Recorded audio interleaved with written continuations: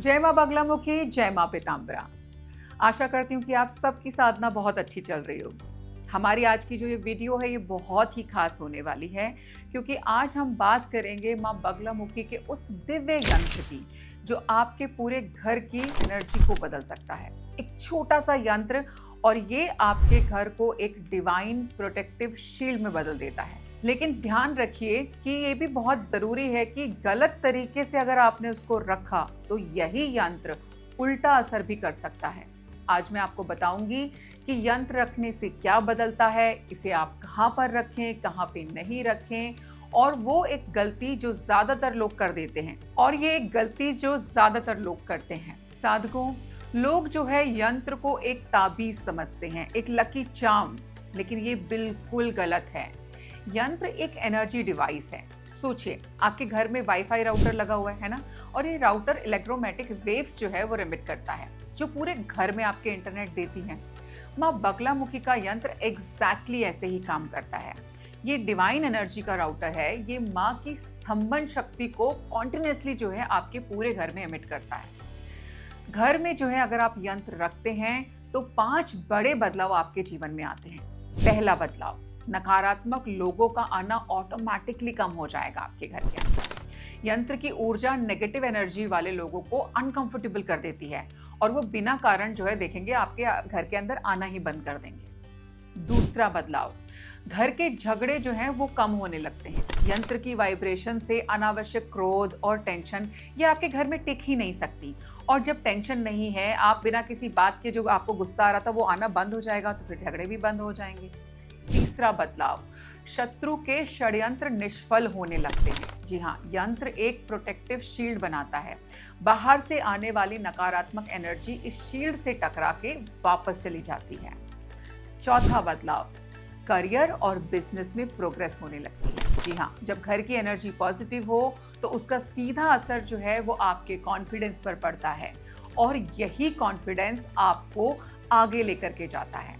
पांचवा बड़ा बदलाव, नींद जो है वो आपकी बेहतर होने लगती है। यानी कि आपको जो नींद है ना वो सुकून भरी आनी शुरू हो जाती है। जो लोग घर में यंत्र रखते हैं वो ये हमें बताते हैं कि उनकी जो नींद है ना वो और ज़्यादा गहरी हो गई है, उनको बुरे सपने आने बंद हो गए हैं, अब वो बिल्कुल आराम से जो है गहरी नींद सोते हैं। ये बदलाव भी अगर आपके घर में बगलामुखी यंत्र रखा है तो उससे आता है। अब सवाल ये आता है कि भाई अब इस यंत्र को कहाँ रखें? सबसे शुभ स्थान जो है वो कौन सा है यंत्र को रखने के लिए? तो अगर मैं शुभ स्थान की बात करूं तो सबसे पहले तो मैं बोलूंगी आपके घर का ईशान कोण, यानी कि जो नॉर्थ ईस्ट कॉर्नर होता है, आप वहां पर इस यंत्र को रख सकते हैं, क्योंकि ये जो दिशा है ना ये डिवाइन एनर्जी के लिए सबसे ज्यादा अच्छी मानी जाती है। दूसरा स्थान, अब जरूरी तो है नहीं ना कि हर इंसान का घर का जो मंदिर है वो नॉर्थ ईस्ट में हो, नॉट नेसेसरी।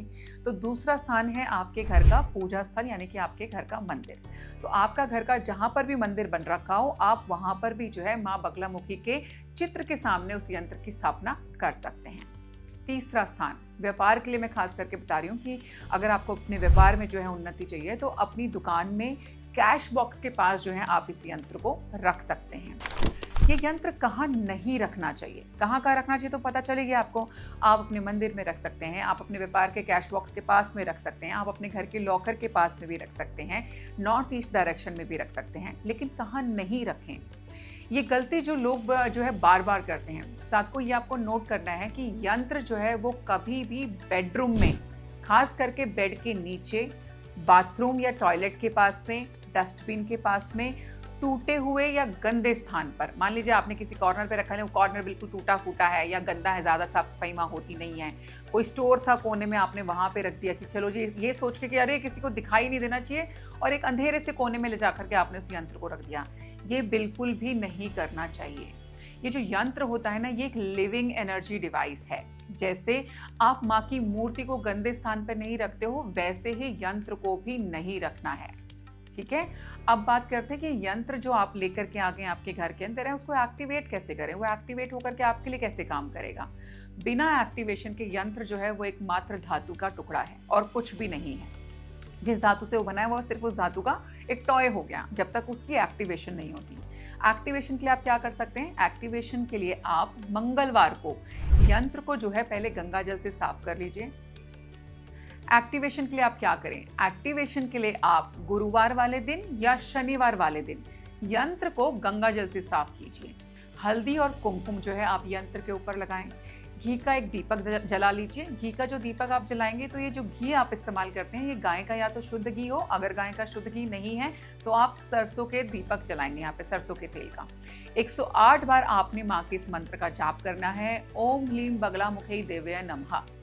मन में जो है यंत्र से पीली डिवाइन लाइट निकलते हुए देखें। जब आप इस जाप कर रहे हैं तो आपने जहाँ पे यंत्र स्थापित किया आप देखिएगा कि यंत्र में से एक पीली ऊर्जा, एक पीली सी लाइट निकल रही है। बस अगर आपको वो लाइट दिखाई दे गई कि हाँ मेरे यंत्र में से एक पीली सी जो है ऊर्जा निकल रही है, एक लाइट निकल रही है, तो आपके यंत्र का जो है वो एक्टिवेट हो गया है, एक्टिवेशन पूरा हो जाता है। तो साथ को माँ बगलामुखी का यंत्र जो है वो एक डिवाइन एनर्जी राउटर है। सही जगह रखें, सही तरीके से एक्टिवेट करें और फिर देखें कि आपके घर में जो है कितने बड़े बड़े बदलाव आने शुरू हो जाएंगे। आपके जीवन में भी बहुत सारे बदलाव आएंगे। और कमेंट सेक्शन में मुझे ज़रूर बताना कि आपके घर में जब आपने बगलामुखी माँ का यंत्र रखा तो आपका अनुभव जो है वो कैसा रहा और क्या बदलाव आपके घर में, आपके जीवन में आए। आशा करती हूँ वीडियो आपको पसंद आई होगी। पसंद आई है तो लाइक शेयर ज़रूर कीजिएगा। जो लोग नए हमारे चैनल पे आए हैं वो हमारे चैनल को सब्सक्राइब करना बिल्कुल भी ना भूलें। जय माँ बगलामुखी, जय माँ पीताम्बरा।